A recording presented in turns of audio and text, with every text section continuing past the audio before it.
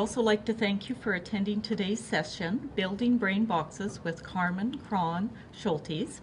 Now, before I introduce Carmen, there are a few housekeeping tips. Please be sure that your mics, and please be sure that your mics are muted. If you experience any future technical difficulties, please let your local site contact know, and they will follow up accordingly. If you have any questions for the presenter after the session, her contact information can be found at the back of your handouts. Evaluations for this session will be emailed to participants, so please be sure to sign the attendance sheet.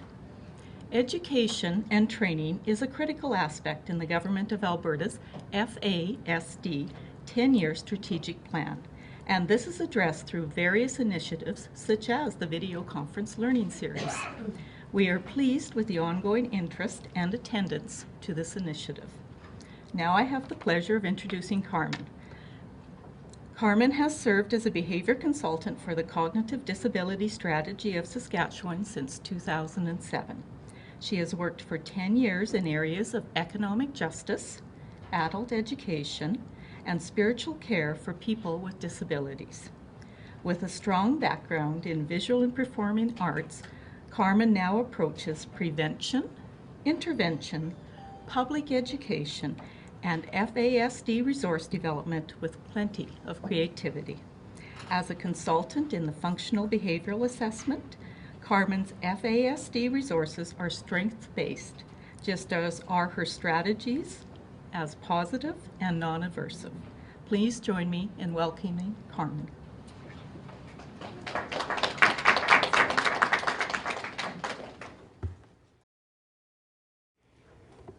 Welcome, everyone.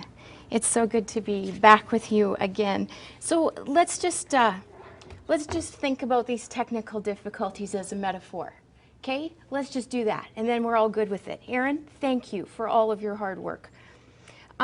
Here's the metaphor. On the way from the airport to the hotel, I was driving in the shuttle, a very noisy, clattery, unbelievable shuttle.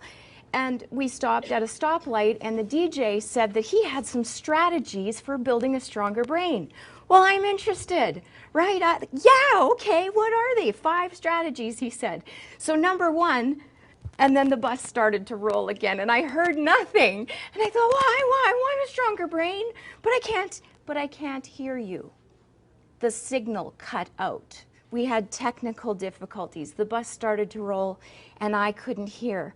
Hey, let's have some compassion for people living with an FASD, where there's vital information being conveyed in classrooms and workplaces and families, and the message isn't getting through. It's a metaphor, and we sampled 20 minutes of emotional frustration because of that, as opposed to a lifetime brain injury, where that is the frustration all the time. So if you missed session number 1, you missed mostly just a bunch of ranting about why I think it's important to teach brain function to people living with disabilities like FASD. But other than that, we're going to cover the whole brain today. We're going to go region by region and look at what the job was supposed to be before things went sideways, and the strategies that we can employ that specifically target those regions instead of the wholesale external brain support. These are regional brain supports. We have, in this dialogue, there's sort of a two-part conversation. We got people who live with the FASD, who live with the disability, and then because it's a lifetime brain injury, this is always 2 people at the table or 2 groups at the table. We've also got support people. So when I talk, I'm talking to people who are struggling with the disability and those who support you. It's that kind of conversation. I am particularly interested in that overlap. Using your hands, we did this last time, do it again, maybe the gaps changed. Lace your hands as though in prayer, and very thoughtfully think about the overlap between you and the people you support with an FASD, or if you are the person with an FASD, the people who support you. What is the extent of that overlap? Is it comfortably appropriate? Is there too big of a gap? Do you need more support? Do we need to be providing better support? Are there gaps in service? Is it not long-term enough? Is it not integrated enough? Or is it like this? Is it like way too overlapped? And sometimes I see that, this incredible overlap between people with disabilities and those who support them, where you are nowhere near the limitations of your disability, and I'm living 2 lives. I'm living my life and 3/4 of yours. And I'm interested in support. I'm committed. It's my job to support people with disabilities. Right at that point where their disability says, you know what, you can go no further. Right? These are the limits. But if you're capable, I have a little boy who doesn't talk, he doesn't walk, he doesn't go to the bathroom by himself, he's totally spastic, and we put him out of his wheelchair and put him in a stand, and I will rub his back all day long.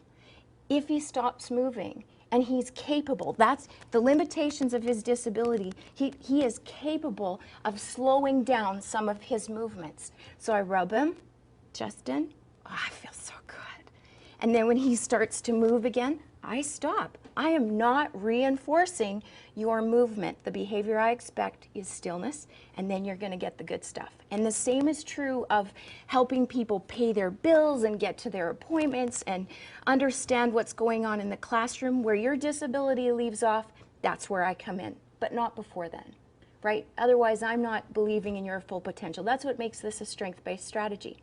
So last time we talked about brain boxes, which is important to break the brain into regions because prenatal exposure to alcohol produces regional damage. Right? Now, scientists don't like it. They don't like that I've called this brain boxes because it isn't, you can't neatly divide the brain. And I get that, but this isn't for scientists. And if you came with that expectation, then you should enroll in university. This is how I teach brains to kids. And I don't have anything to sell. This is nowhere near publishing yet. The only thing I'm pitching is the challenge that however you go about doing it, that you teach brains to the people that you serve. Regional brain differences are important, so we know that where there is systemic damage, that's where our support comes in. Today, we're going to talk in a way that scientists like much, much more, which is how those brain regions communicate with each other. We can assess the structural damage that's caused by prenatal exposure. We can also assess the functional damage. The brain structurally isn't right. There's gaps, there's clusters, there's parts that are missing, but there's also the functional damage. That can also be assessed. That's my job. I assess the functional damage to the brain by way of the behavior. So here are our goals for today. We're going to talk about how the brain communicates with itself, box to box, how it communicates with its body, and boy does it communicate, right? Like my brain is communicating with my body right now because my armpits are wet, right? That's a sign that somewhere in my limbic system I got a little bit nervous about everything. Whoop, now my body's involved. How the brain communicates with the sensory world, that's input. We're going to talk about memory expectations, what we can expect in terms of memory, and how best to teach and job coach and parent people who struggle with memory. And finally, we're going to talk about the sensory world. But you know what? We're not going to talk about therapy balls and fidgets and Play-Doh and all that. We're going to talk about sensory issues and sexuality. I have in mind adolescents and young adults in this presentation. I'll talk about kids too. But sensory or sexual behavior as a sensory issue, as opposed to, a matter of immorality. Right? We're going to get there. So what this session is concerned about is that area of overlap, which is really an area for growth. It's an opportunity for people to step up and say, you know what, if you can do it, I expect it of you. And I'm flexible enough to say, today is a good day, I have higher expectations, today is a bad day, I'll support you more. And with other disabilities, we might be able to say, our support is pretty consistent from one day to the next, but that cannot be the case with FASD. We need to be flexible. Today is a good day, huh? Right? Do you need me? Can I go to the office? All right, I'll be back in 15 minutes. Off we go. Why? Because I trust you and because you're doing good today. So I'm going to support you less. Today's a rough day. I'm there for you. I'll be right here. You know where to find me. So this is the area of growth for the individual affected by an FASD, but also for the support people. It's an area of growth. It's an opportunity to breathe a little, to have hope, to step back, to relax, to recoup, on those days when things are going well. This is Larry Brencher's idea of how the brain communicates with itself. It is an acronym, CLEAR. How the brain communicates is clear to Mr. Brentrow. And the C in this acronym stands for challenge, which means that there is a challenge that's posed. Erin just encountered a challenge. It entered her body by way of her hindbrain. The lowest reptilian caveman got to survive this kind of area. That's where that input comes. A challenge is perceived. The example I'm going to use is a young man who's working at Tim Hortons, likes his job, has learned how to work the cash register, has learned to cope with rush hour and the drive-through, but he comes to work in his third week of employment and discovered new debit machines. There's the challenge. Now what happens?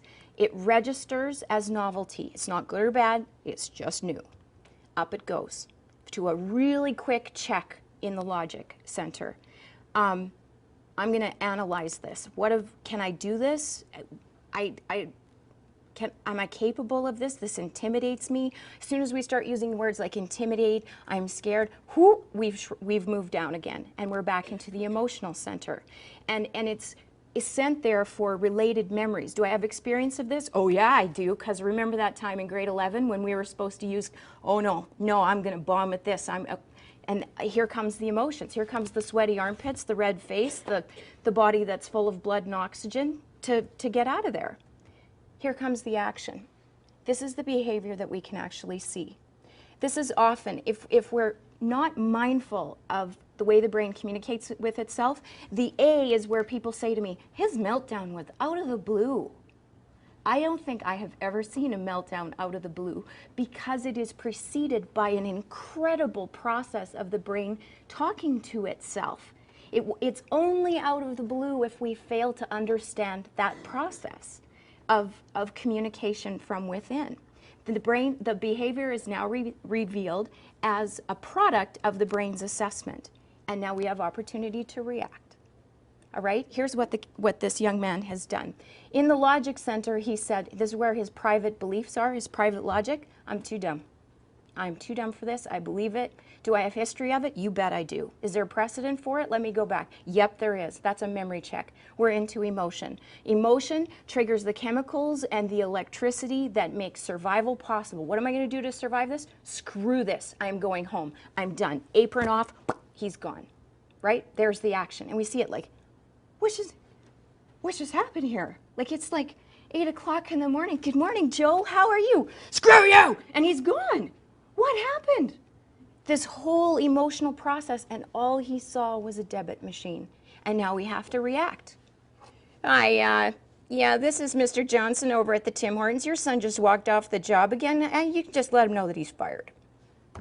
There's the reaction.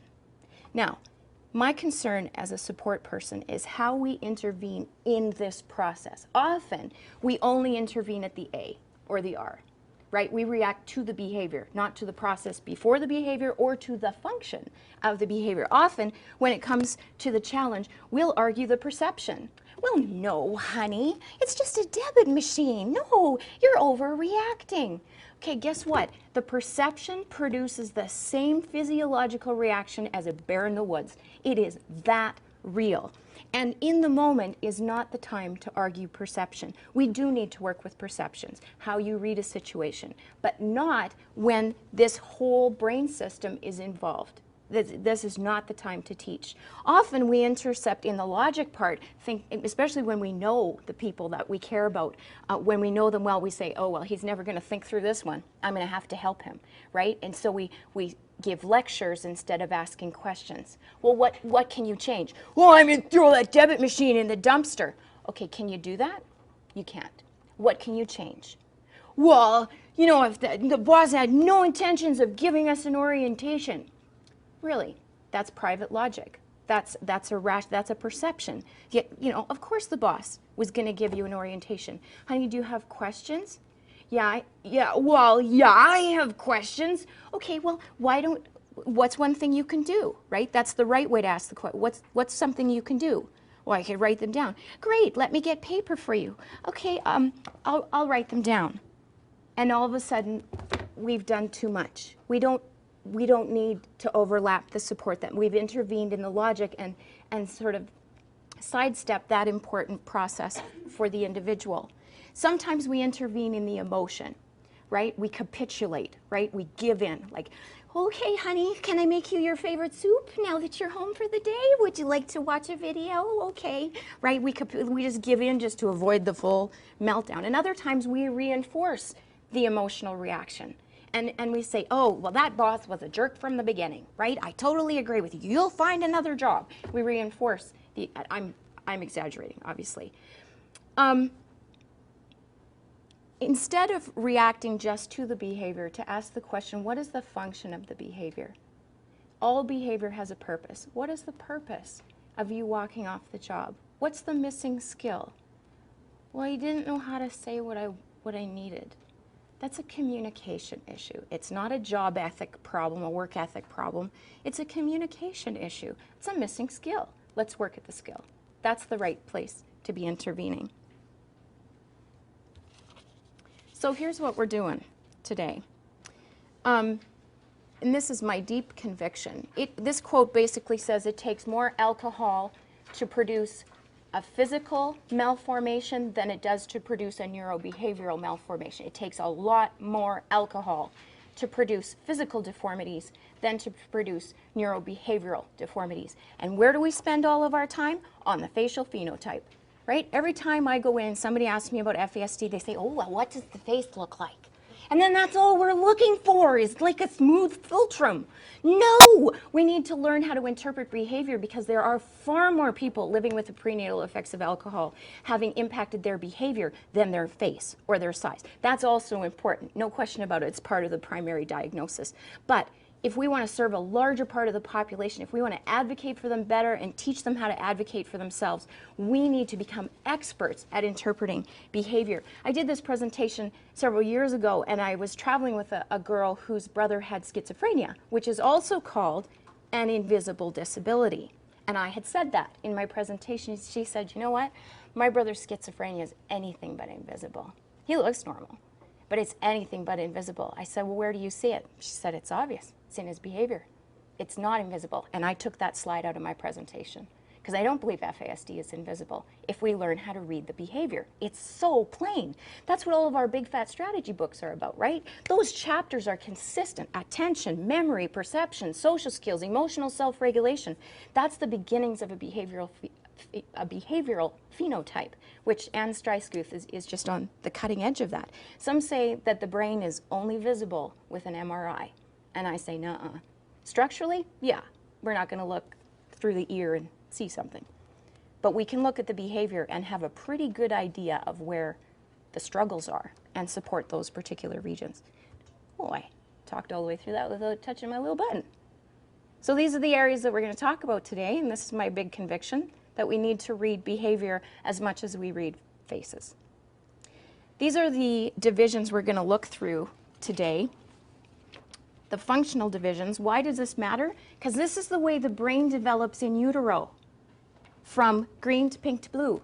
It develops from back to front, or from bottom to top. It develops the cerebellar cortex, the brain stem, the hindbrain, the caveman brain, the primitive reptilian brain is deep back here at the base of your neck. With each subsequent cortex, with each new layer of brain functioning, we developed better skills at self-regulation. Caveman didn't have a lot of self-regulation, right? He clubbed everything, took himself a wife, he had sex when he felt like it, he ate whatever was, looked good, and he didn't have a lot of self-regulation. And as we evolved, we discovered that relationships were actually just as important to survival as knowing what food to eat, or navigating new territory, or finding a good cave that keeps us warm in bad weather. Relationships are important to survival. So we developed this cortex that allowed us to discern enemy from friend, or good partner and bad partner. And we began to discriminate on the basis of value. The neocortex, the newest layer to the brain, gives meaning to all of these things. And we've often used the computer as a metaphor for the brain. Here's where the metaphor breaks down.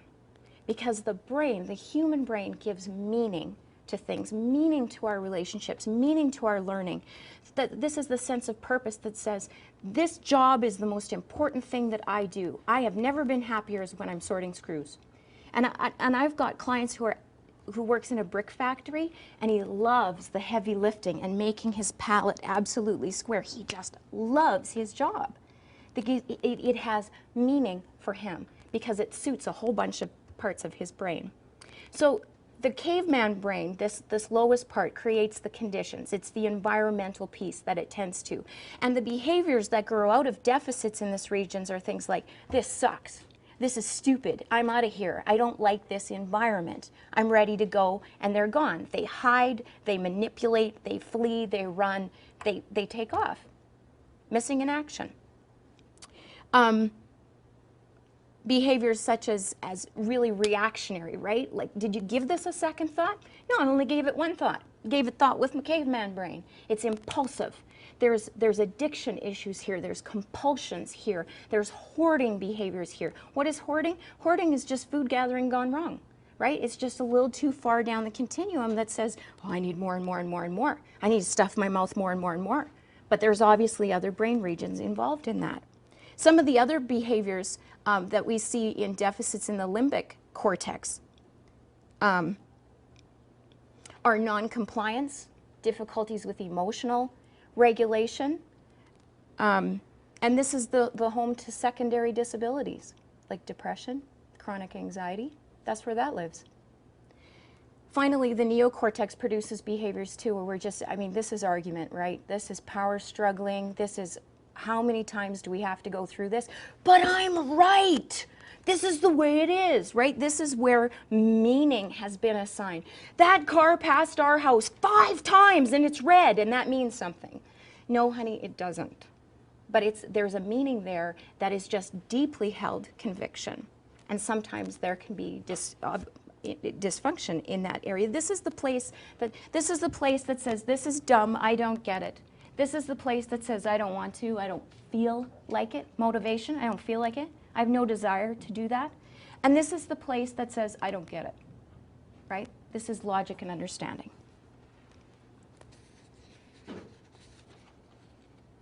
Oh, I have a really fast activity. I want to do it because I think I've put you to sleep. Can everybody stand? Wherever you are, please stand.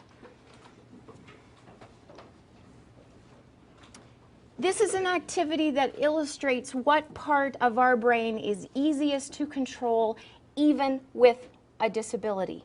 Activity number 1. Think hard, use your brain, concentrate. Put more blood in your left foot. Go.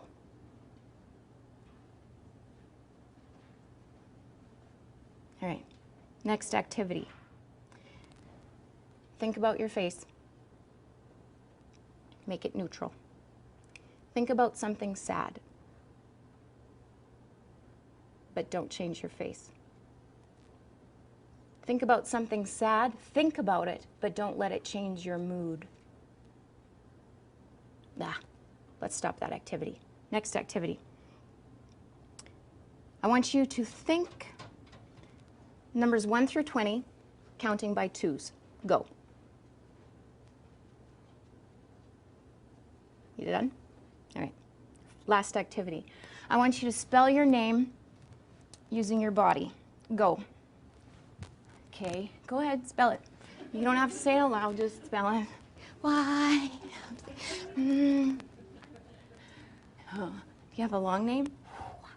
All right, have a seat. Have a seat. Those 4 activities, putting more blood in your left foot is physiological. How easy is that to do? Dang near impossible, right? It's hard to control blood flow and oxygen flow and chemistry. I can't change the fact that my armpits are sweating because I'm a little bit nervous, right? I can't change that. I can't change the physiological reaction. I might be able to change my mood or my emotion or my thoughts about being here, and that's gradually beginning to change. And hopefully my deodorant will kick in. So that's not easy to do. Emotional regulation. Can you think about something sad and not feel it? Can you think about something sad and not have it show up on your face? That's tough. If we think about sad, we go sad, right? Counting 1 through 20 by 2s. Doable? Yeah, doable, right? Because we have the skill. We have the skill. And I assumed that we all know how to do that. Otherwise, I wouldn't have given that assignment. I would have said something different, like count 1, 2, 3. Something simpler than that. Easy to think about? Yeah, because we have the skill. And finally, spelling our name with our body, right? Or moving our body. You know, rubbing your head and patting your belly kind of thing. The easiest things to do are to change how we think and to move our body, right? Those are the most important things to teach to the people living with disabilities. Changing the way you think and moving your body. What are you going to do on the playground if he gives you another dirty look? If he throws sand in your face? Move your body. Where are you going to move it? Somewhere else. Go. Don't think about it. Don't feel it. Just go. Think about it later. We'll talk about it later. But I was crying. I know you were. Move your feet. The easiest thing to do is to move your body and to change your thinking. Those are the things we need to change. You can't change your physiology. Now your body's involved. Now your hackles are up. Now you're ready to scrap. Right? Your emotions involved. I see that you're angry. You've downshifted into that emotional part of your brain. That's why regions matter. Because we need to make decisions about what parts of our brain we think with. We're going to get there. All right, so let's look at the limbic system in some detail. There are many reasons to talk about emotional behaviors, and most of them have to do with social relationships. Can you teach my kids some social skills? Because the emotional problems are huge. Today, I'm not going to talk about that. I'm not going to talk about social skills. We're going to get to social a little bit when we talk about sexuality. But for now, we're going to talk about this limbic system, and really I've combined sensory and memory and emotions all together into the midbrain in terms of remembering and learning. That's how we're going to talk about emotions today, the important role that emotions play in learning. There was a time when it was thought that was completely separate. Smart kids learn in the classroom, kids with emotional problems, well, too bad, I guess they're going to miss the lesson. It is absolutely vital that our children and the people that we serve in the workplace have positive emotional experiences so that learning can happen. The opposite of that comfort is response to a threat. It's fear. And it activates chemistry and electricity that says, I have to survive this. Grade 3 is something I have to survive. It's not something I'm going to have any fun at because there's so many threats here. Well, we have an excellent bully prevention program. Yeah, I'm sure you do. But you know what else is threatening? Reward systems, sometimes. Right? The promise, right? Everybody, guys, if you do your work this week so good, we're going to watch a movie in the afternoon. What's the kid with the FASD thing? Guess I'm not going to be watching a movie because I'm never going to make it. That's a threat. I don't care how well-intended that movie is. It's perceived as a threat. Many things can be threatening.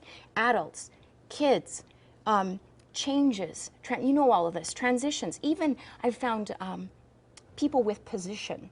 Right? The principal is here. Yeah, but who's the principal? Well, it's Mr. Siemens. All right. Hi, Miss. Now he's a person.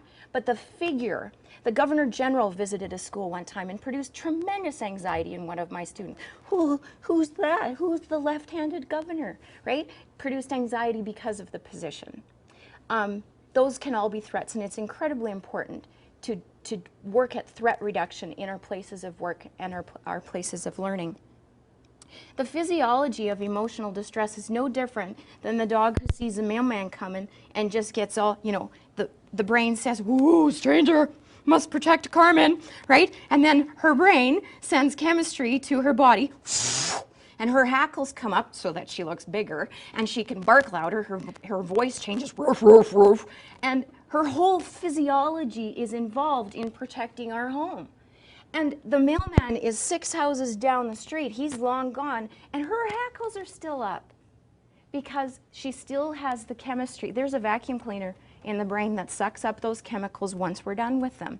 And she wasn't finished vacuuming yet. She still had the chemistry that made protection possible. So do kids, right? And we're like, oh no, the situation's over. Just relax. Well, I can't yet. I'm still worked up.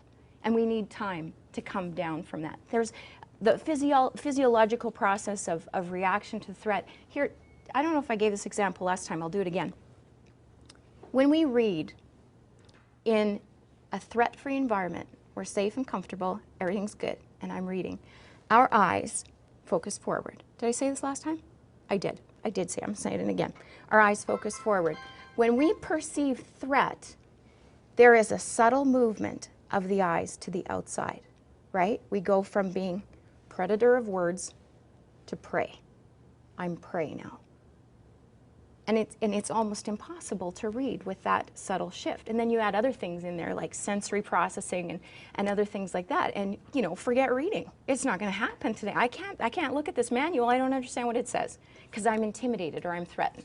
That's the importance of threat reduction in our spaces. Just a couple of words in terms of strategies for supporting people who are going through an emotional, Leslie Hart calls it downshifting, Eric Jensen calls it survivalized. The brain has been survivalized, and I love that. It shifts down into that mode. Here's a couple of things. Let's not reinforce the downshift let's not make it easy to do again. If we reinforce the downshifting into emotional, it should come as no surprise when that behavior happens again in order to achieve the same outcome. Never in a moment of crisis call upon an underdeveloped skill. I had a teacher who had just installed a beautiful visual schedule, and crisis happened within an hour. And she's like, oh, but look at the visual schedule. And it hadn't been introduced to the students yet. And that was somehow supposed to calm him down. No, you can't ride your bike right now because now is math time.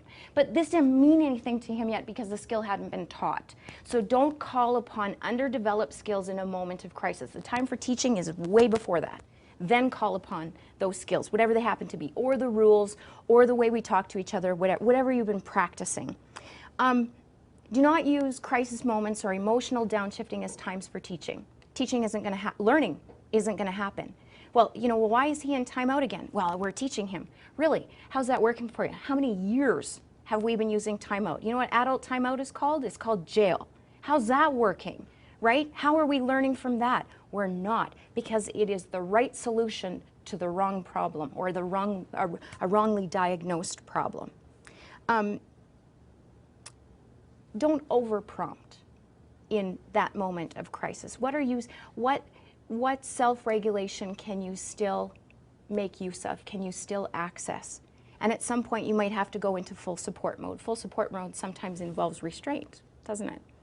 But until then, what can that person still participate in terms of their own emotional recovery? It's really important in this system to develop a value system. And I had a little guy whose sense of value did not come from his immediate home. He said, I hate my dad. And his dad was a rough character, and I don't know what that boy survived in his house. He said, I hate my dad, but I love being Irish. And his identity came from his culture. How far back do we need to go before you fall in love with yourself, right? And we looked at his genealogy and his family tree. I hate my dad, but I love my great-grandpa. He was a soldier, right? Ta-da, we have a hero. And the value system that we built for him was around all things Irish, right? And we appealed to that. Hey, what would an Irishman do?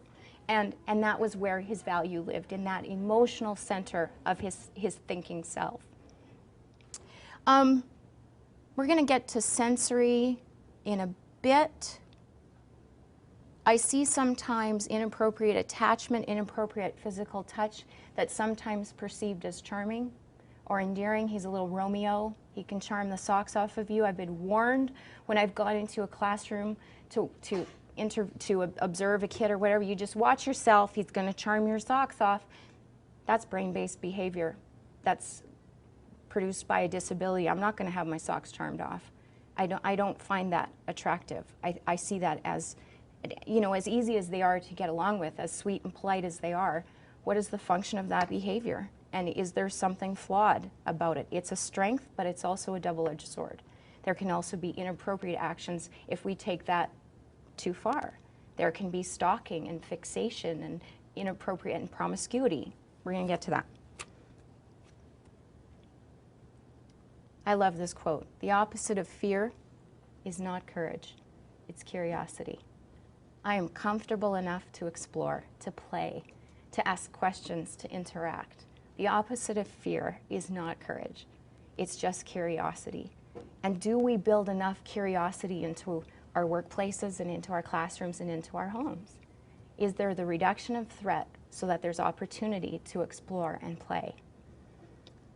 Here's a little bit about making memory, and I combined sensory and emotion together with making memory because it's the job of the hippocampus, which is the little hippo here, and I have a little story about him that I tell my kids. It's his job to go fetch, right? He retrieves memories, and memory is not a video store, right? We don't store memories whole. They get fragmented and sent everywhere in the brain. Hippo's job is to go get it and put it all back together again so that we have a whole memory.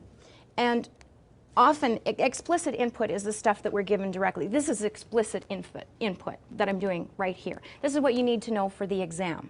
This is what you need to know for the job performance test. It's explicit input. Here's how we're taught, words and symbols. But this is a brain region that's damaged by prenatal exposure to alcohol.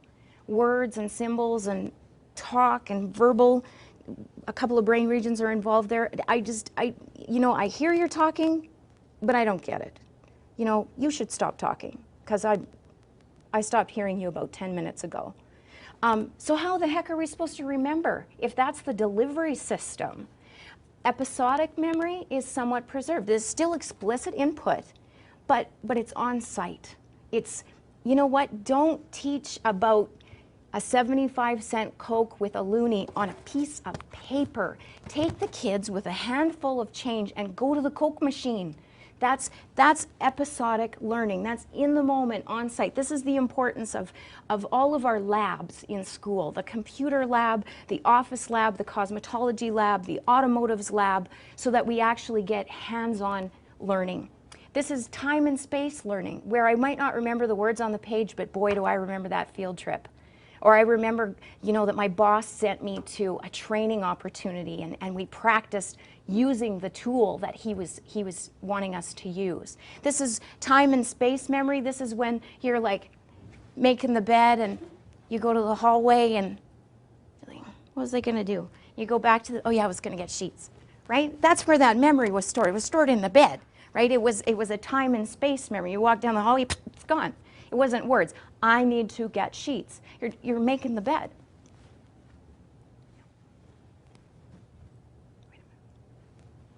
Oh, yeah. Right? That's how it looks. It's totally wordless. But the space reminded us. So let's create experiences for people we are trying to support. Let's give them projects instead of learning themes or whatever. Let's build something. Let's do hands-on learning. Areas of strength. Teach to my areas of strength while continuing to cultivate the areas where I struggle. Here's implicit input. This is the subtle stuff. This isn't explicit. This is inferential learning. Well, you should just know this by now. This is the subtle stuff.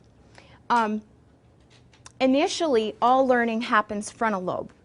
Hot as a firecracker, bright red in certain scans because it's working, right? It's hot. It's burning glucose like crazy. Once it becomes second nature, becomes a habit, becomes a ritual, becomes practice, it gets sent back to the more reflexive parts of the brain where you can do it without thinking. And that frees up frontal lobe space so that you can learn more. But in FASD, that send back system doesn't always work, which means that learning tasks, new and old, begin to accumulate in the frontal lobe. And long after other people have sent tasks backwards into the reflexive part of the brain, the frontal lobe of people with FASD continues to be hot as a firecracker. And it's working just as hard, and they're getting new information. And they have to process more and learn more. It's incredible frontal lobe overload. So muscle memory is when we learn, not up here in the frontal lobe, but we just learn with our body. This is riding a bike, right? Can I talk through the steps of riding a bike? Probably not. But if I sat on a bike, the bike would remind me how to ride it. You never forget how to ride a bike, right? Ritual is so important in learning. We're going to talk about ritual here in just a little bit, so I won't go too far into that.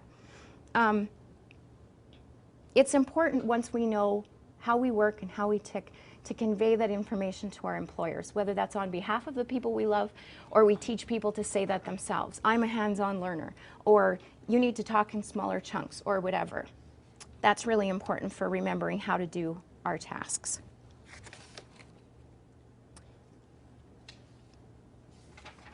Here's how. This is the part scientists like. They don't like my brain boxes, but they like when I talk about how the brain communicates with itself. That's what we're talking about today, how the one box communicates with another. We need pathways between these boxes. So there's a sending cell and a receiving cell. Messages are transmitted inside the cell by way of chemistry, or by way of electricity, right? I have an idea. I have an idea. I really want to do what? I want to paint a picture. So that message gets sent to the next receiving cell by way of chemicals. Messages are sent by way of electricity inside the cell and in between the cells by way of the right neurotransmitters, the right kind and the right amount. And then the receiving cell opens up like a flower and receives that message and then continues to pass it on. But what we know about prenatal exposure to alcohol is that there is damage to both the electrical function and to the chemical function of the brain. And there are different strategies that we can use to help support the weaknesses in these areas, both the electrical and the chemical. Just one quick thing. Just using this slide, I want to say something about addiction. Some drugs like amphetamines impact the sending cell and force neurotransmitters out into this synaptic gap, and there's all kinds of pleasure involved in that little synaptic gap. Those little orange things are just juicy and good. It feels good. I feel relaxed, or I finally feel like I have enough energy, right? They're either uppers or downers. That feels really good. So some drugs act on the sending cell, pushing neurotransmitters out into that gap so that we feel good. Some drugs impact the receiving cell so that that process lasts long. Some drugs impact the vacuum cleaner that I talked about, the reuptake pump, which sucks up these neurotransmitters and it just turns off the vacuum cleaner. It says, no, just let them be. Let them stay in that synaptic gap longer, because the longer they're there, the higher we are longer, right? That's how drugs affect that synaptic process. Let's talk a little bit in detail about electricity. This is the way I remember it. Bouncing beta, that's the busiest electrical current. Attentive alpha is one less than busy. You're probably all in alpha right now. Television theta is one stage above sleeping, right? Uses this kind of zoning out. But you're just mildly attentive, and finally dreaming delta. These are the 4 electrical waves that we're concerned with. And what we find in people living with an FASD is there is plenty, guess what there's plenty of? There's plenty of bouncing beta, and there's plenty of television theta. But there is significant reduction in alpha and delta, which means that we struggle to sit in a classroom and pay attention because I just want to be busy or have a nap. I either want to go to beta or I want to go to theta, but I have trouble with alpha. And in the delta range, they don't sleep very deeply, which means they got all kinds of struggles at work and at home and at school, and they're exhausted because they're not sleeping deeply. And there's particular brain boxes or regions that have different electrical strengths and weaknesses. Let's talk briefly now. That's the electricity. Let's talk briefly about chemistry. Dopamine is one of the primary neurotransmitters we talk about. This is the trial and error neurotransmitter that tries something, it's reinforced. Yeah, I'm going to keep doing that. Guess what the first trial and error is? Crying, right? I have this feeling. What is it? I'm hungry. Hey, oh, I don't have words. How do I don't even know what hunger is. I just, and we cry, and all of a sudden this beautiful woman comes to our bedside. Oh, hi, sweet pie. Oh, yeah, feed the baby. Oh, that's reinforcing.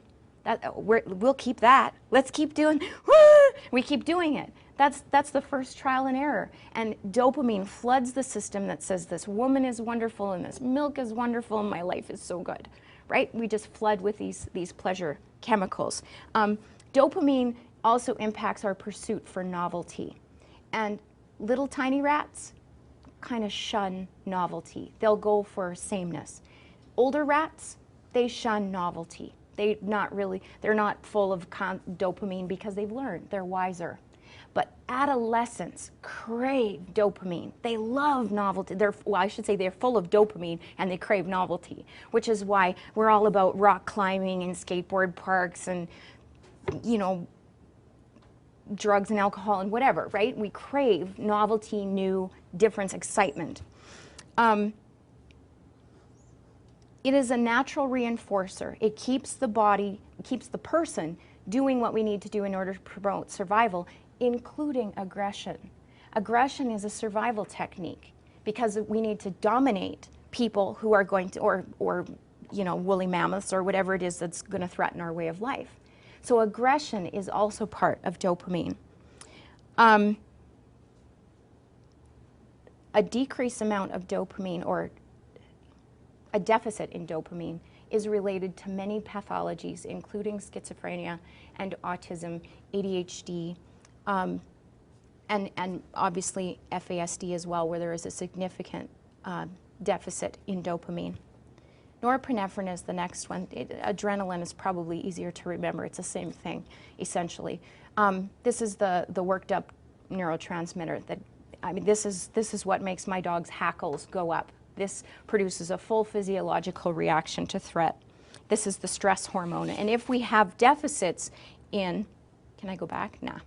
If we have deficits in the uptake, in the vacuum, that stress neurotransmitter, the cortisol, can stay in the brain for an extended period of time. And people who live under chronic stress experience functional brain changes, like where they have difficulty discerning big deal from little deal. So we want, stress is good, but we want to clean that out of our system on a regular basis. And we see deficits in that area. And finally, serotonin. The first two neurotransmitters work us up, serotonin settles us down, right? That's the feel good. I'm all good. This is oxytocin and all those yummy things. Oxytocin is released when we're fed, and I find this funny. Hi, honey. I'm going to tell a story about my husband. I find it really amazing. He's very loving, and he tells me he loves me often. But often he tells me he loves me right after he's taken his first bite. Like he'll be eating, he comes home from work, oh, hungry, and he eats, and he'll look at me, you are so beautiful. I love you. And I'm like, honey, it's just the food. It's just the oxytocin. So it's a release of chemistry that produces affection and affiliation and loyalty. And that is a known deficit in FASD. This is one of the ways that, I'm going to bring more of these next time. This is one of the ways that I teach kids and people what their brain looks like. You'll notice when you look at a brain diagram where the thumb is, that the brain is kind of shaped like this. All the folds kind of are shaped like a fist. This is the temporal lobe. So we just draw this on a glove. Some of my kids even draw it on their hand, right? This is the hindbrain. That's the limbic system. Temporal lobe is where your thumb is, right? This is what I understand, what I hear. I found a shower cap in my hotel this morning, and I was thinking, ooh, I could use this for a brain craft, right? We could like glue tissue paper to this and make it into, you know, a brain. Like this is my frontal lobe, and this is my parietal lobe, and my occipital lobe, my temporal lobes, my limbic system is up inside. I've done this with ball caps. You know, I'm not wearing no ball cap that looks like a brain. Fine, then write it on the inside. And I've got kids who are rocking around with regular ball caps on that have got brain function written on the inside of their cap and make decisions about what part of their brain they're going to think with. So, and this is the perfect time to go buy brain stuff because there's skeletons everywhere. I think I bought out Michael's of like skulls, and I went and bought paint, and we're going to paint these skulls. Like this is where my frontal lobe is, and this is where my caveman lives. I had one person make a chandelier almost of big balloons. Each one of the lobes was a balloon, and inside were little slips of paper of people who wrote about their struggles with that particular brain region. So this is about giving the control back to the individual. What part of your brain are you going to think with? Give it a second thought with another region. Temporal lobe.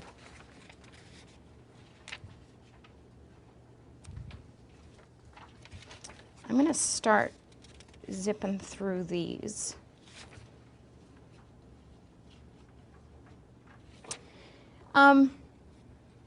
This is the region that's responsible for decoding auditory input. I have become keenly interested in this brain region with regard to lying, or storytelling, or confabulation, or whatever you want to call it, wherever you're coming from. We're gonna get to that in a minute, but first let's just describe how it works when it's working well. It decodes auditory input. So a ring is just a ring. It's just sound waves, right? It's electricity that connects with the brain. There's a ring. And we give that meaning. We say, oh, that's a phone, right? That's the interpretation of that sound input, followed by the behavior. What's the behavior? You answer the phone, right? There's a whole brain process that went there. Sound waves, ring, ring, ring. Oh, that must be the phone. Hello. There's the behavior that we see that's preceded by this whole brain process. When there's low frequency in this area, there's difficulty understanding things. There's difficulty sorting importance from unimportance. And so everything is important. The teacher's voice, the sound of the jackhammer, the sound of these lights, my friends beside me. It's all important because I don't have any categories for this. It's just, it's coming in my ears and I can't change it, right? There's some studies that are talking about a reduction in self-talk. The self-talk that's important for objectivity, for knowing how we sound. I'm listening to myself right now. You're listening to me, and I'm listening to me. So that if I were to say something stupid, I would apologize. Or if I mispronounce something, I would hear it and I'd correct it. That's important self-talk. Navigating my way through an emotional reaction is self-talk. There is a reduction in self-talk when there's compromised electricity in this region. There is decreased self-talk and increased chatter, because the only way I can hear myself think is if I'm talking out loud. Blah, blah, blah, blah. And then we've got, you know, people who can't keep their mouth shut, and that requires a certain kind of intervention. Highly distractible, as I said, important from unimportant. And here's this piece about lying.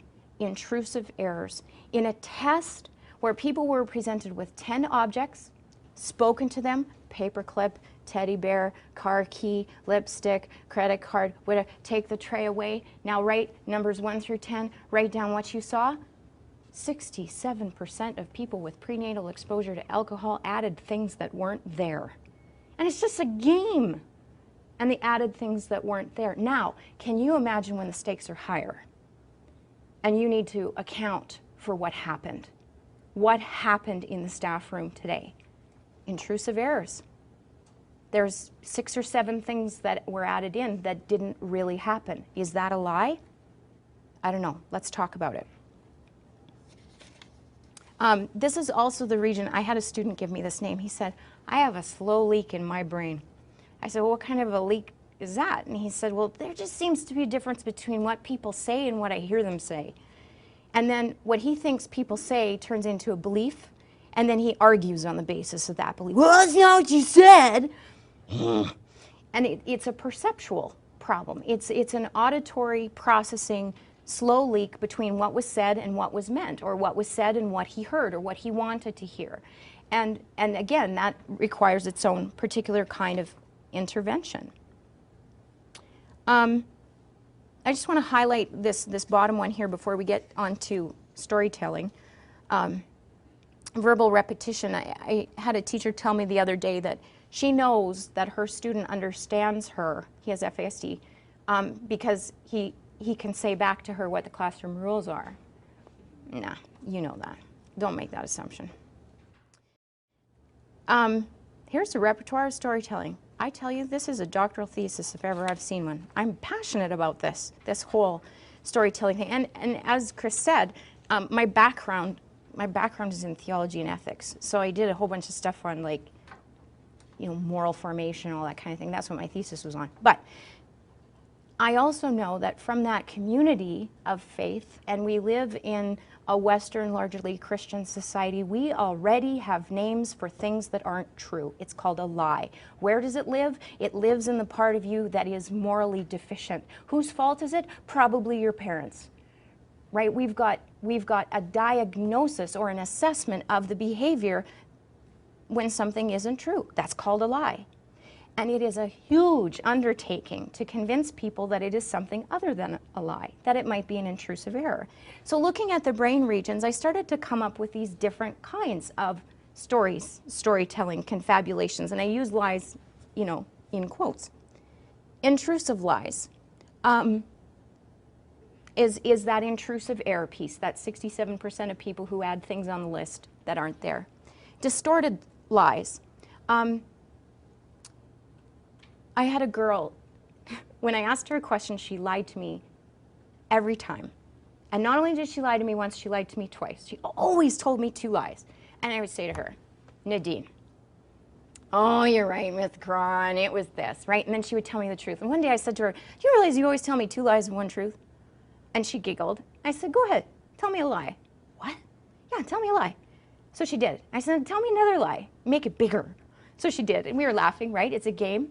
There's no threat, decrease, fun, curiosity, play. Show me another lie. I said, no, tell me the truth. Tell me something true about yourself. So she did. The next time we played the game, I said, tell me 1 lie. Now tell me the truth. Next time we played the game, I said, tell me the truth. And we slowly reduced the amount of times that she lied to me. It was just a strategy for a distortion of the truth. It took a while for us to get there. Safe face return policy is something I've seen in a couple of classrooms where kids have, you know, the dishonesty that's involved in taking other people's things. And beautifully, she doesn't call it stealing, she calls it squirreling, because stealing passes judgment, and it's just this taking behavior. Where does it come? Well, until we have a better way, we're going to call it squirreling. And she has a safe face return policy where there's a spot where he can return stuff without having to explain it. Now, if that's all we did, we'd be supporting some pretty bad behavior that, you know, isn't going to get any better. But so we continue to teach skills along the way. But that's just one way for him to save face and not to feel threatened by having to return things. Perceptual lies, based on the occipital lobe, way in the back there. This, the perceptions of things are different. We're going to get to that in a slide in a minute. Use technology so that people can observe themselves. If they're giving a false account of things that has happened, perhaps they need some time to see it on videotape. Or I had a guy who he would get in trouble every Friday night that he went out, and he said, man, I didn't even know where I was. And I was with the wrong people at the wrong time. How come that keeps happening to me? So we made a deal that he would take a photo of himself with his cell phone every half an hour. And he sent it to me. He's like, dude, right? Click, and he takes a picture, and then he comes to my, and that was just his way of saying, I know where I am. There's the street sign. You can tell by the background. You can see my buddies. You see this is my 4th beer. In order to say, I know where I am, and that's going to trigger my memory in an accurate way so that I can tell the truth about what I did on Friday night. Survival lies. These are completely divorced from a sense of empathy, because this is about life and death. I am in so much trouble. And even just the perception of being in so much trouble. I got to lie about this. This isn't about being a good person or a bad person. This is about, I have to do this. And don't even expect remorse, because this is about life and death. Detailed lies. This is the people who say, you know, there's a morsel of truth in everything he says, and then there's a whole bunch of, can I say it? Can I use the bad word? Should I filter that? And then there's a whole bunch of bullshit around it, right? That morsel of truth, the detailed lies where the core of it is true, but there's a whole bunch of confabulation around it. There's strategies for that. We're going to get to that. Providing creative opportunities for fiction is one. You're a great storyteller. Let's put it in the right time and place. This is not the time for you to be telling these stories, but let's create opportunities for you to do that. And recall lies. This is the hippocampus, the hippo's problem, where he has trouble just retrieving information and reassembling it in an accurate way. I'm jumping, I realize. I'm going to overview some strategies right at the very end. So for now, we're going to move on to sensory processing, which also lives in that midbrain, hindbrain region. They communicate closely with one another. This profile, sensory profile, the sensory integration disorder developed by Dr. Jean Ayres, has helped us look at the threshold for tolerance, how much sensory input we need just to feel alive, to feel good, to feel comfortable, and how motivated we are to interact with our environment. People with a high tolerance, high threshold, need a lot of input in order to feel good. They need old licorice and loud music and big movements and tough wrestling, and then they feel good. People with low tolerance can't stand a whole lot, right? They crave very, very little input. Now, I'm interested in the motivational part. How motivated are you to interact with your environment? Because guess what? That's not my job. It is not my job to create a perfect world for you. It's your job if you're capable. So we'll get, well, here's an example. This is the kid who is low tolerance, right? He's the turtle. He's just vibrating, and he's passive, which means he sits here at the table and he goes, "Shut up, you guys, you're giving me a headache." So what do you need? I need them to shut up. Who can you control? Only me. So what do you need? Can I work in the hallway? Yes, you can. That's self-regulation. You bet you've got low tolerance. You bet you're passive. But what can you do in order to make your world more comfortable? That's not my job. I am not going to make 24 people be quiet during an art activity just because, and you can imagine the trajectory of this, right? This is the 45-year-old dude sitting in his Barca lounger going, "Shut up, you guys, you're giving me a headache," because he hasn't found ways of adjusting his environment to make the world more comfortable for himself. I find that kids who are active in their pursuit of comfort, whatever that happens to be, high or low, have behavior problems, right? Because they're either bouncing off the walls or they're hiding, right? They're, well, he's a flight risk. Or they're passive and they have an attitude problem. They "shut up, you guys, you're giving me a headache" guy, right? They try and control everything around them without interacting with their environment. So let's talk about this in terms of sexuality. This came to light one time when a girl said to me, "I wish that I could feel good as I do without having so much sex." And I was like, "Well, what do you mean?" And she said, "Well, when a guy is laying on me," and she talked about the position that she liked, and she said, "When a guy is laying on me, I just finally feel good." And it had nothing to do with genital contact. It had to do with weight. And she said, "Miss Cron, look at the guys I date. Sure enough, they are tall and burly and big, and she's tiny. She has FASD, she's itty bitty. And these big guys iron her out. They make her feel," and I'm like, "Honey, we need to get you a weighted blanket, because you don't have to be having sex in order to feel that good." So what if sexuality, some of our promiscuous behaviors are actually a sensory issue? When you look at a passive, hypersensitive person, nope, hyposensitive, private masturbation, better to self-stim than risk the touch of others, too lazy to date, low self-image. Passive and hypersensitive, private masturbation, sometimes aggressive fantasies, right, because they need more input, aggressive fantasies, they really want to feel it in order to achieve arousal, and difficulties in creating relationships. Active and seeking, desperate for sexual contact. They're active, they're pursuers, they're out there. We've all met guys like that. But that can go sideways. You can have perseverative behaviors, stalking behaviors, so active in this pursuit for sexual gratification, for sensory input, that they will pursue that at all costs. They want it, but they're clumsy, or they're reckless. They sometimes use accidental force. I'm generalizing, I realize.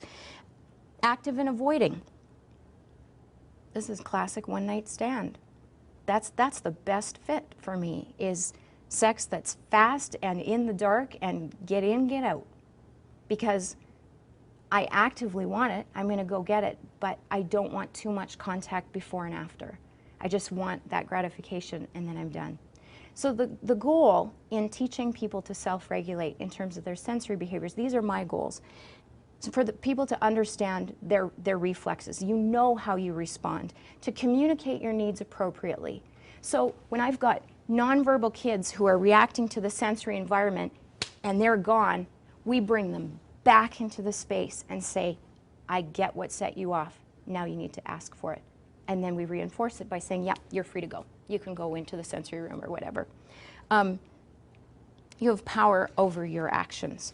You know, we're not going to get to everything. And what I'll do is I'll just build that into the next presentation.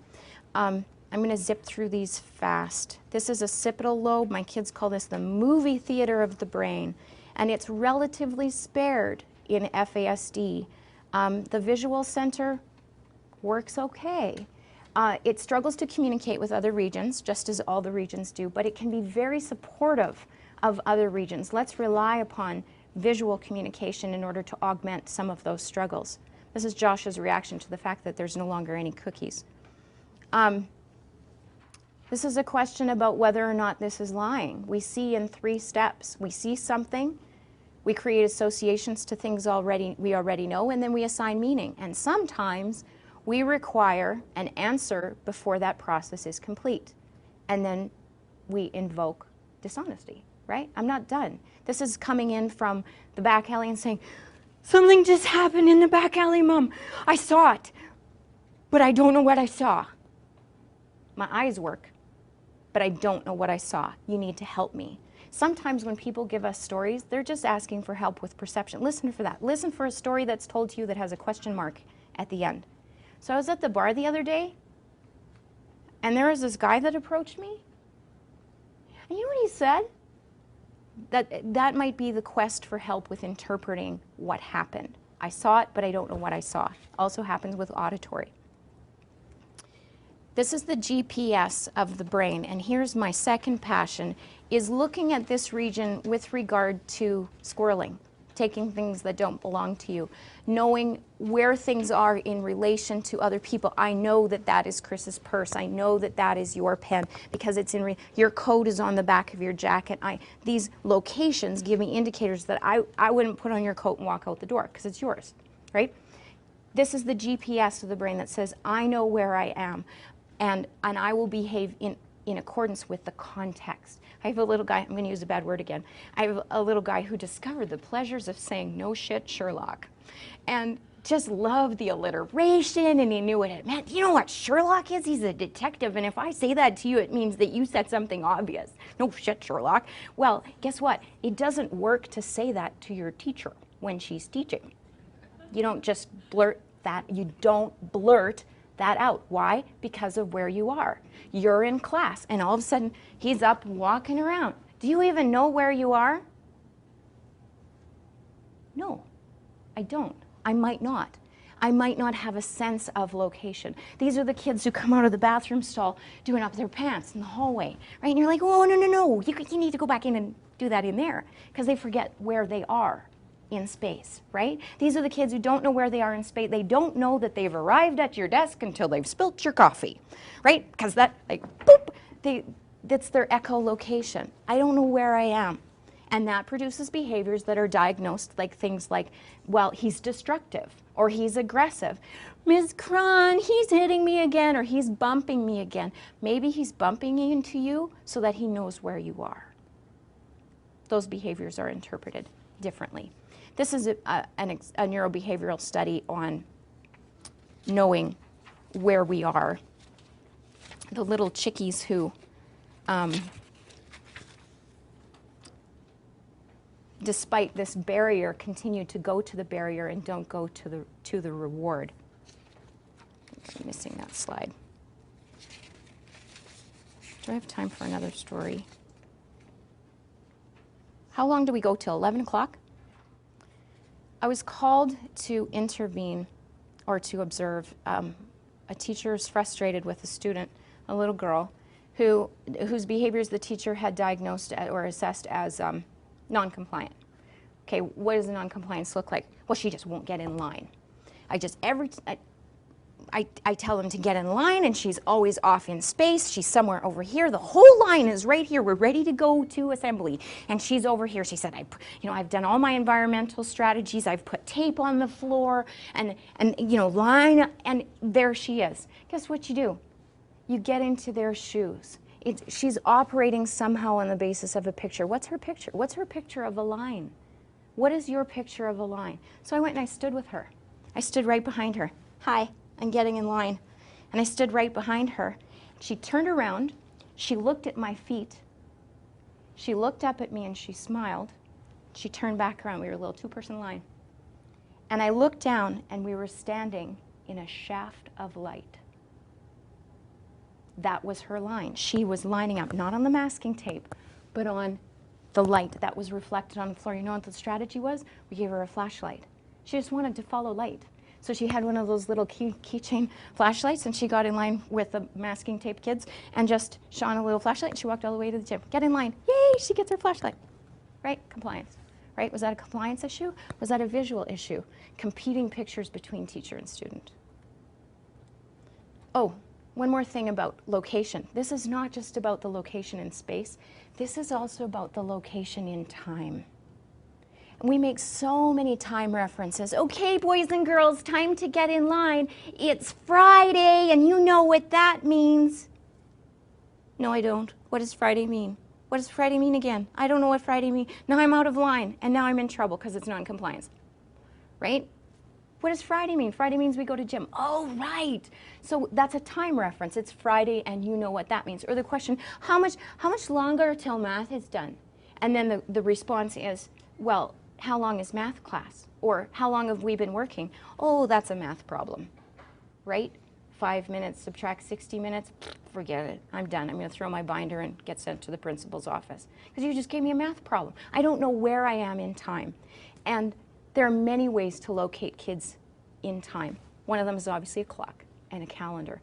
But, you know, we have this seasonal rotation of color and symbol. I don't know about you, but I walk into Walmart and it goes from like orange and black to red and green. I know where I am in time. I'm like, oh yeah, it's Christmas time again. I gotta buy Christmas present, right? I know where I am in time. I haven't looked at a clock and I haven't looked at a calendar. All I've looked at is this rotation of color. And we can surround children with impairments in locating themselves in time with a calendar of color and symbol and ritual that transitions them from one season to the next. I'm going to skip this and talk about it next time. Here is a trail mix for the brain. And I have a couple recipes. One of my kids made a pizza, a brain pizza, and each topping that goes on the pizza represents a brain box. I have kids who've created brain soup, which is, but it's each ingredient represents a brain region. This is brain trail mix. Shreddies shred things for analysis. Smarties bring things together in colorful ideas. That's right, left brain, right brain. So and I'll just leave that with you.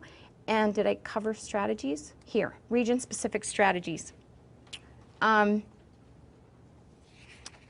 We need to give meaningful feedback to the frontal lobe so that it knows how it's doing. Grades, whatever. I have my opinions about grading systems.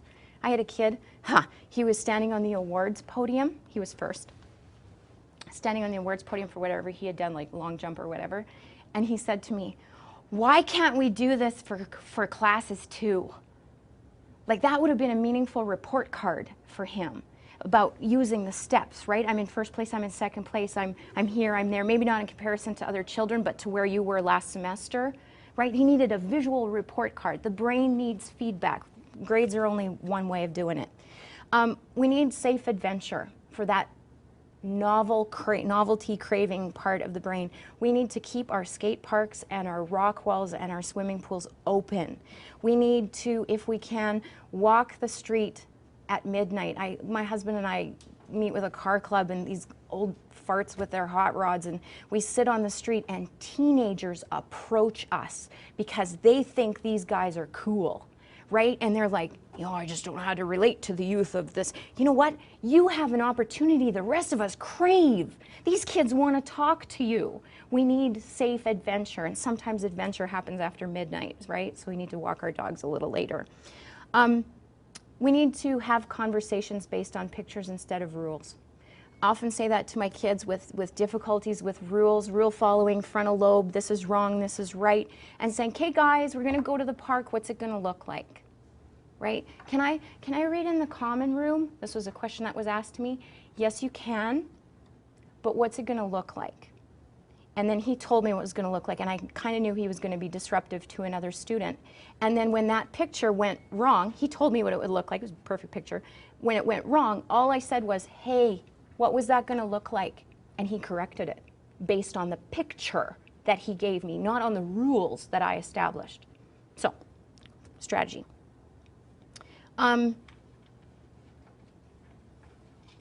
I have one kid who loves wearing his hood up because it's a sensory barrier, and I let him.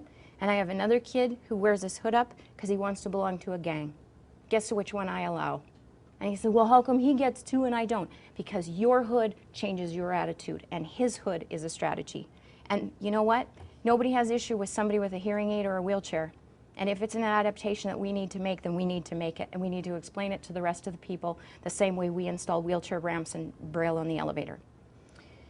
That was one of my rants. You know the alpha, beta, theta electricity thing? When it comes to making meaning, you need this, right? I have a feeling you need this. I've given you an hour and some of input in formation. Some of it you will keep, some of it you will discard. But we need time now, and I haven't built a lot of time into this presentation for you to integrate that material. And we need quiet in order to do that. I need to shut up. Some of you may need a nap in order to integrate material. You wake up and the stuff that you still remember is the stuff you hang on to. Kids and people living with an FASD need time to integrate that material. We need some quiet time, and I think a lot of our media sometimes isn't a supportive environment for that kind of integrative time. We're going to come to some emotional strategies next time, but here's one of my favorite strategies for almost all brain regions, and it's ritual. Ritual is wordless, or it can be. Ritual is full of symbols and color. It invites participation. In anthropological terms, the three things that rituals affect or create, rituals create community, where once there was isolation. How many of our kids spend time in timeout, or are people in time in jail? Ritual creates community. It invites participation. The second thing that ritual creates is order. They say that in the presence of complete moral chaos, rituals will happen. Look at what happened after 9/11, right? People started ritualizing. All of a sudden there were candles and pictures because we ritualize. I have a kid with an FASD who has been booted out of his classroom probably since the beginning of September, and they're using a ritual this week to bring him back into the class. And it's wordless. There are so many rituals that can transform isolation into community, chaos into order. It's a moment for transformation, and that's the third thing that ritual affects, is transformation. So I'll say more about that next time, but the next time that we meet, we're going to talk about creating a brain-friendly life. We're going to talk about these four things. Smoothing the fit in the environment. As I said, it is not my job to make you a perfect world. We will make environmental adaptations, but that's not all we're going to do. And people say, well, if we do that, you know, he wins. We're giving him what he wants. Well, he can't sit on a therapy ball during spelling, can he? Sure he can. But that's not all we're going to do, right? This isn't about creating Disneyland for every child with a disability. You bet we need to smooth the fit between a child and their environment. A big part of their environment is us. And that's the part people don't want to hear when we make environmental suggestions, is your approach or your attitude or your belief. We need to be teaching missing skills, believing that if there was a skill in place, this behavior wouldn't be necessary. You wouldn't have to walk off the job if you knew how to ask your boss. Rewarding the good stuff. So often in our culture, we only reward 100% success instead of rewarding goal-directed attempts. And finally, we're going to look at some of our reactive strategies and how some of those strategies might actually be reinforcing the behavior that we'd like to see disappear. So I'm really sorry that I rushed and cramped our question time, but I will open it up now, right? We're at that point. Yes, hi. You talked about addiction and how amphetamines are one of the drugs that works on the sending chemistry. Where would you put alcohol in there? does it affect the sending, the receiving, or that delay, that vacuum that you talked about? Well, the alcohol, now I'm talking off the top of my head. Can someone else answer that question better than I can? And I'll just speak it into the mic when you're done. My understanding is that alcohol mimics other neurotransmitters in the brain, things that produce feelings of well-being.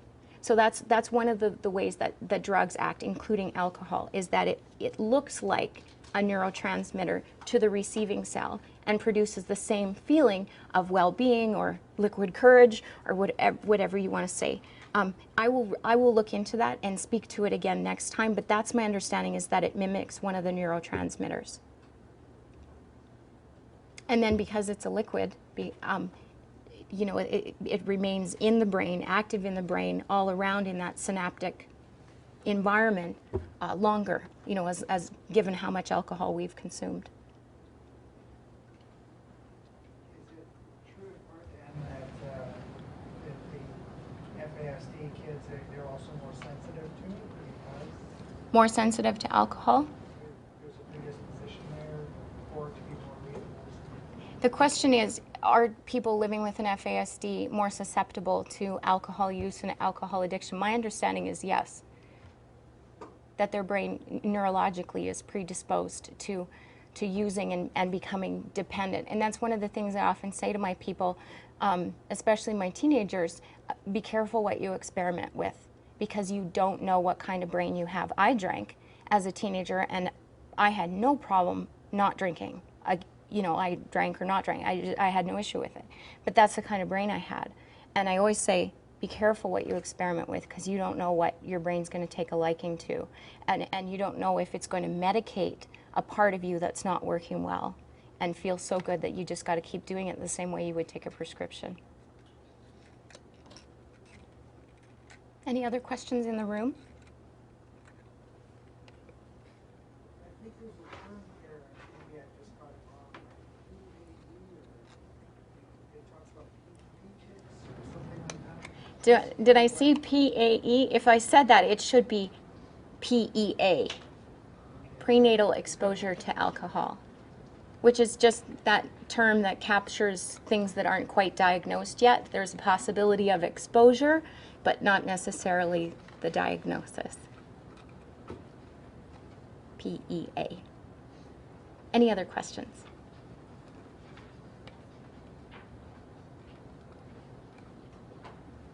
Okay, let's take it to Southern Alberta, the video conference sites in Southern Alberta. If you guys have any questions, you can come up mute and ask away.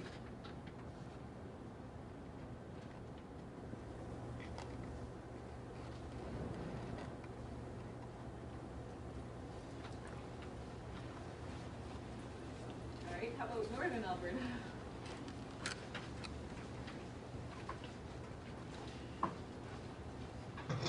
Hi, this is High Level. Hi. Hi. Just a question. We work with a number of young adults and their caregivers, and this might be my way of finding information the easy way, but many of the caregivers are saying they would much prefer to, as much as they don't like the use of marijuana, they're finding that their young adults are much more easier to live with when they're high. And we're hearing that more and more. I'm just wondering, has there been any studies done around this area at all? And I'll read more of your information, but what part of the brain are we looking at? What part of the brain are we looking at that is... That is affected by the marijuana specifically? Well, it affects the same part of the brain as any other drugs or alcohol, which is that synaptic process, the neurotransmission, the reuptake, the vacuuming, those pleasure chemicals that float around in the body. It impacts that exact same system. Are there studies that have been done with regard to improving behavior and relationships with let's say, medicinal use of marijuana? I don't know with regard to FASD in particular. Anyone in the room want to speak to that? Studies on that?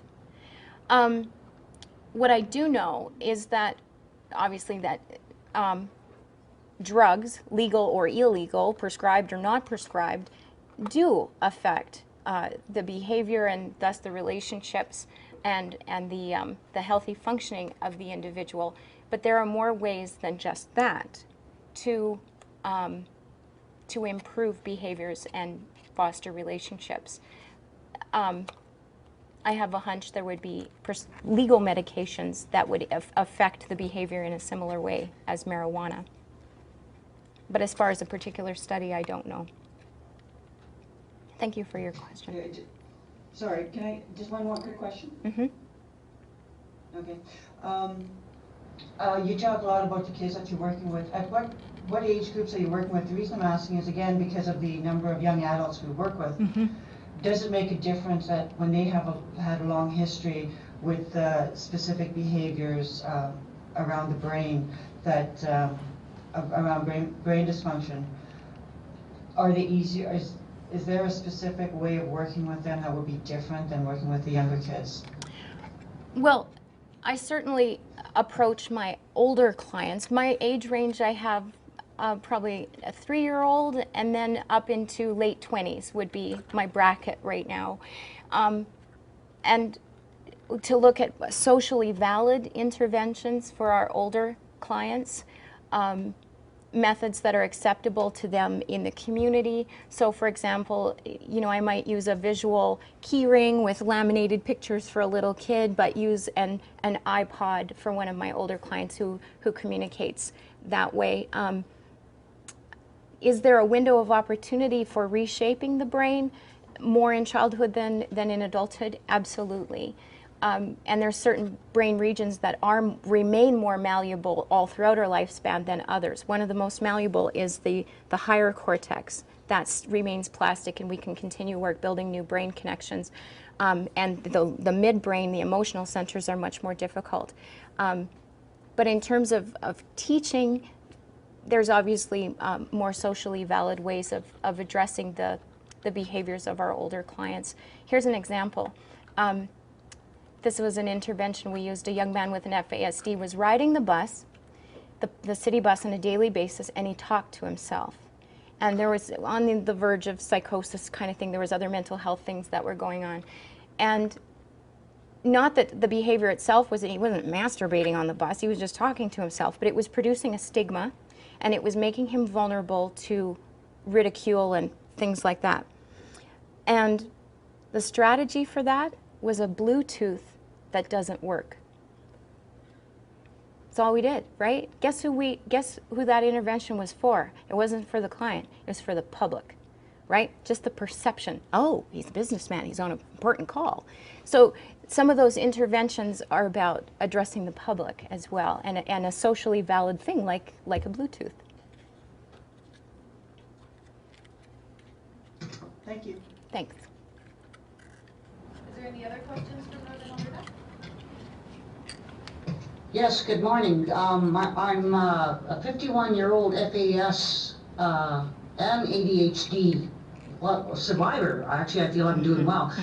My only problem now is I live in a very remote area, and I really would love to learn more about my disease, because truly it seems the more I learn, the more confident I become. Is there any more, what I'm asking, is there any way we can bring this stuff out to us remote people? Do you want to answer that, Erin?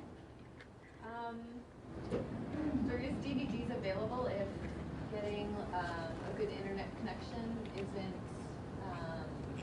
really available. To be able to watch the videos that we have on the CMC website, we can definitely send you out some DVDs of previous sessions. And we also link to other learning opportunities that are available through webcasting on our website as well. So I think right now, I don't know, we seem to be kind of the hub of information out in Alberta for... So in addition to that, Edmonton Free Alcohol Network produced a book called Solutions and Strategies. Person that just talked to Carmen, if you could send Erin Day your address, we will send you that booklet, as well as any of the DVDs that you see on the CMC website, if that would help. Because we really appreciate you asking questions.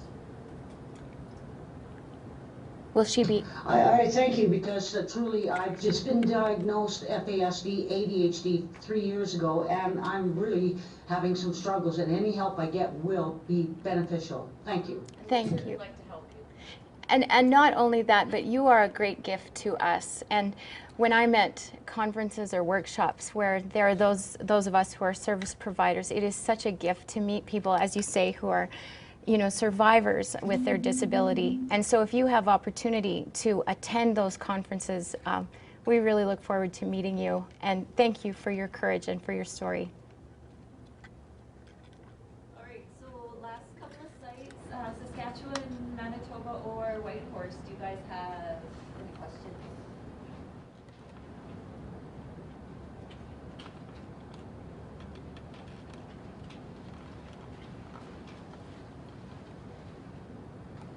Any last questions in the room here?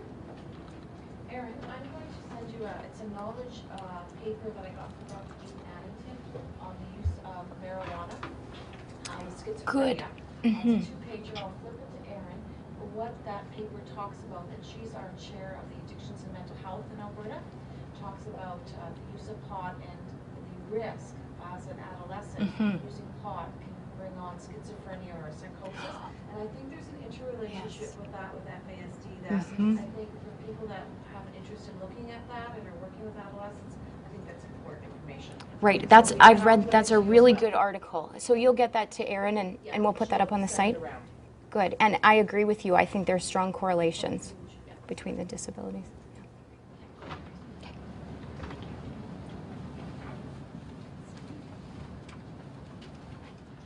Thanks for your great presentation, Carmen. It was very informative and outlines the importance yet again to us of teaching people affected by FASD about their brain. And so again, thank you so much. Please note, your feedback on this session is very important to us. Evaluations will be emailed to participants within the next 2 business days, so please be sure to sign those attendance sheets. For your knowledge, the next session in the FASD Learning Series is November the 10th from 9 to 11 a.m. with Pam Von Hurt and Dana Armstrong. It will be titled Friendship, Sex, Dating, Relationships in the Complex FASD World. Thank you.